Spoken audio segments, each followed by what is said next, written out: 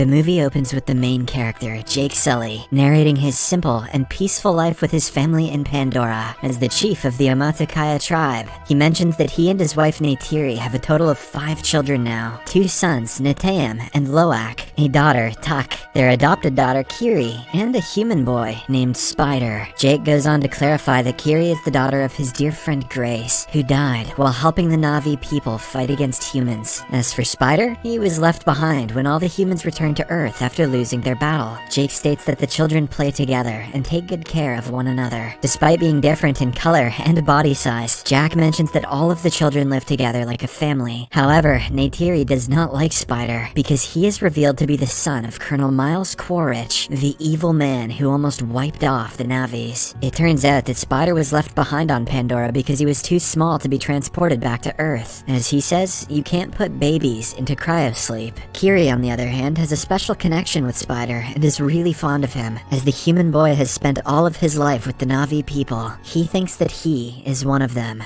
One night, when Neytiri and Jack are talking, they notice some bright spaceships in the sky. Suddenly, the spaceships approach them and start wreaking havoc. The Omaticaya habitat is torched with flame, resulting in widespread destruction and deaths of many animals. From the spaceships, a group of soldiers with robotic artillery emerge and finish off whatever else is left of the place. Neytiri and Jake, who are watching from afar, are shocked to learn that it is an RDA spaceship carrying humans who are there to colonize Pandora and build another main operating station. The scene then shifts to one of the human laboratories where scientists have successfully created a Na'vi clone of the Colonel. He has been fed with the memories and data that were collected prior to his death. Because of this, the Colonel's clone knows everything, except who killed him and how. Along with the Colonel, the scientists have also manufactured the clones of other soldiers who were present during their previous attack on Pandora. As a result, the Colonel and his men are hell-bent on destroying the Omaticaya, and, in particular, Jake. Meanwhile, in an attempt to ward off intruders, Jake leads the Na'vi army towards the RDA train supply lines. He successfully infiltrates it and manages to steal ammunition and food supplies. During this operation, one of his sons, Loak, does not listen to his orders and gets himself wounded. Jake scolds him and asks him to be more disciplined from here on out. On the other hand, the Colonel meets his senior, General Ardmore, who informs him about the Na'vi's flying partners called Scounds. They are currently attacking their helicopters and slowing them down. Hearing this, Quaritch makes a master plan to invade the forest, where they battled previously, and gather some information about them. Soon, he arrives at the forest along with his other companions. Unfortunately, Jake's children are also playing around in the same forest. Right then, the Colonel looks around the previous battlefield and discovers his robotic suit with his remains still inside. All of this is observed by Loak, and he immediately contacts his father. With the help of a voice transmitter around his neck, Jake listens to this and suggests that Loak stay away from them and leave the place quietly. He and Neytiri then fly toward the forest to check on their children's safety. Sadly, when Loak and his siblings try to flee, they are captured by the humans. The Colonel takes a closer look at their fingers and gets to know that they are his arch-rival's children. Just then, Neytiri and Jake arrive there and attack the soldiers. They manage to free most of their children, but not Spider. The boy is unfortunately taken away by the evil humans. Later, when the Colonel asks Spider his name, he quickly understands that he is his son. Back in Omaticaya, Jake approaches his wife and suggests that they leave the place and head towards the eastern seaboard. He is worried about Spider revealing their location to the Colonel and his people. Jake also tells Neytiri that until he is there with the tribe, the humans will keep attacking them, as he is the one who killed Colonel Quaritch in the first place. Neytiri doesn't want to leave her beautiful home, but she knows that whatever her husband is saying is true. Hence, she agrees to migrate with him.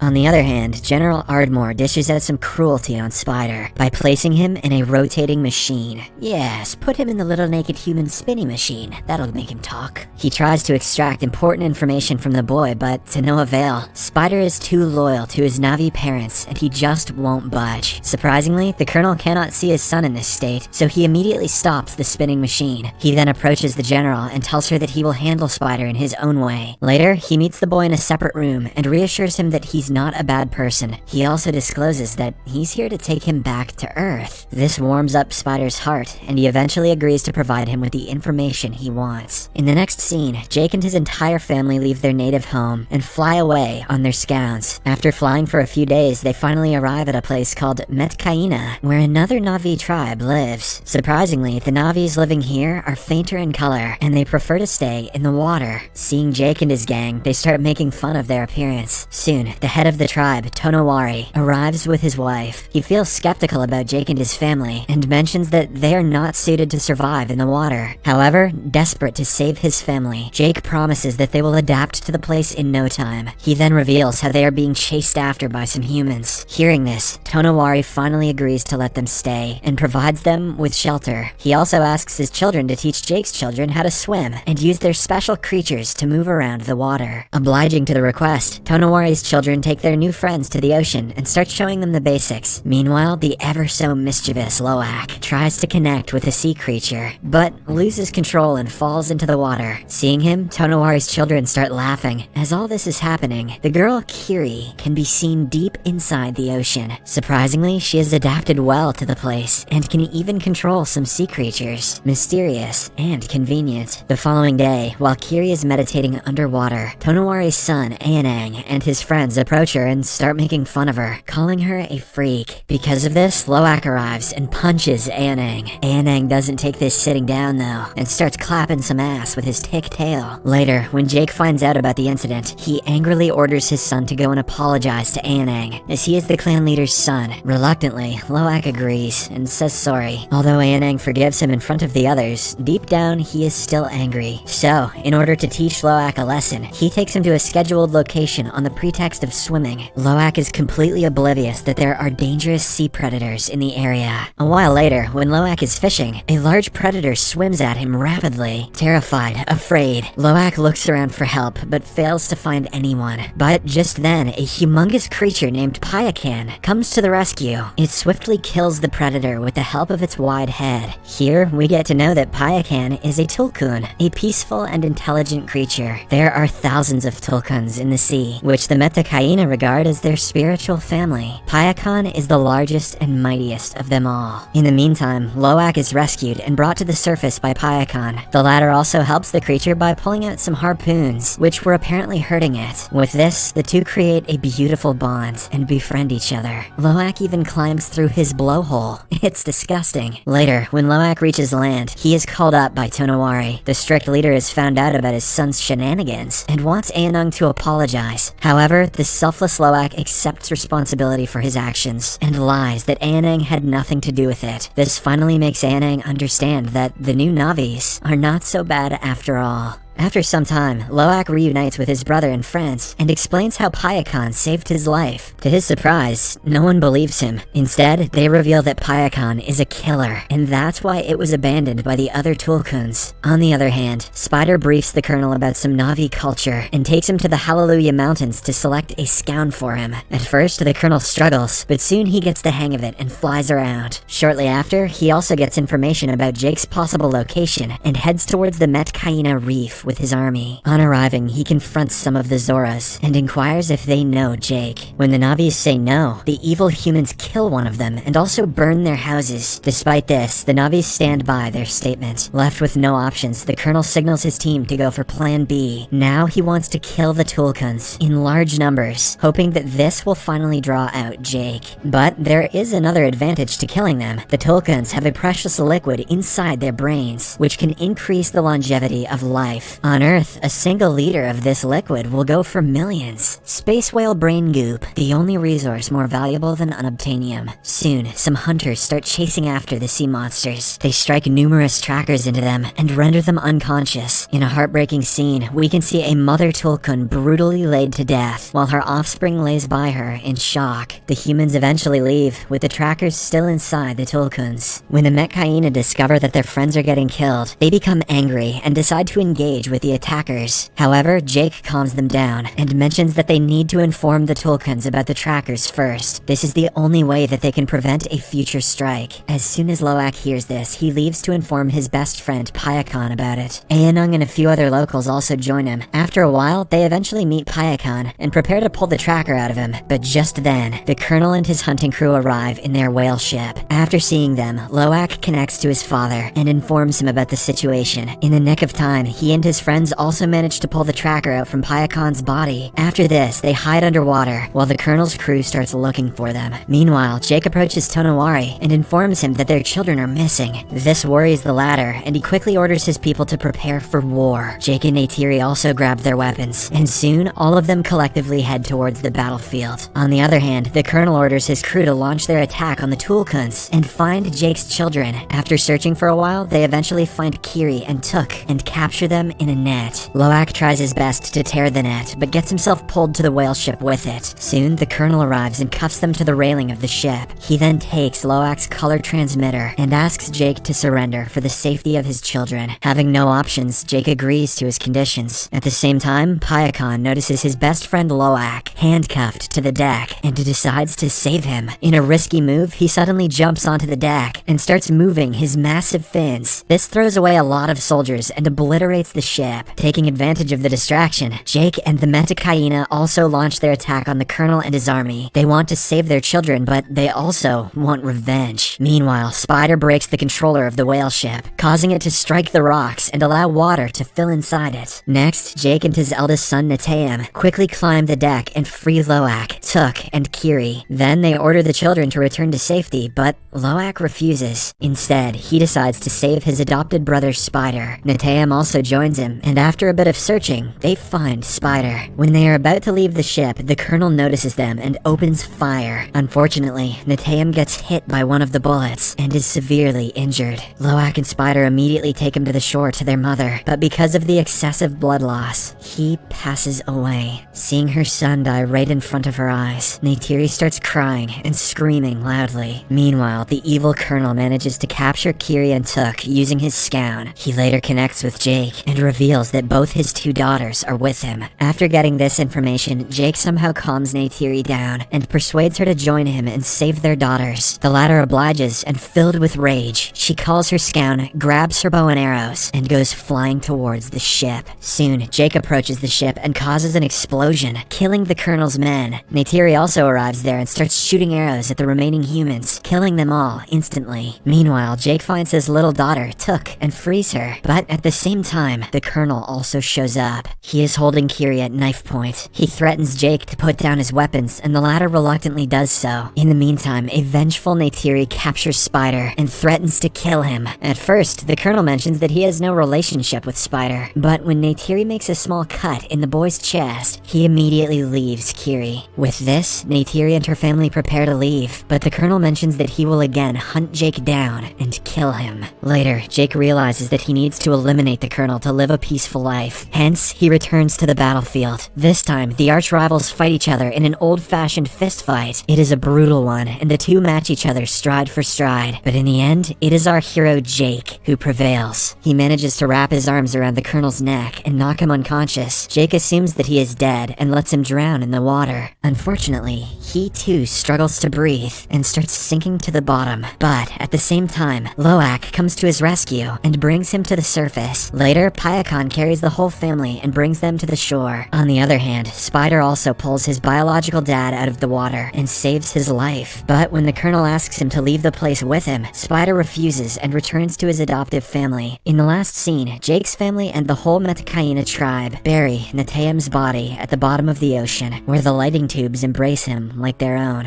The movie ends with Jake remembering the best memories of his elder son and realizing that he is in heaven with their gods.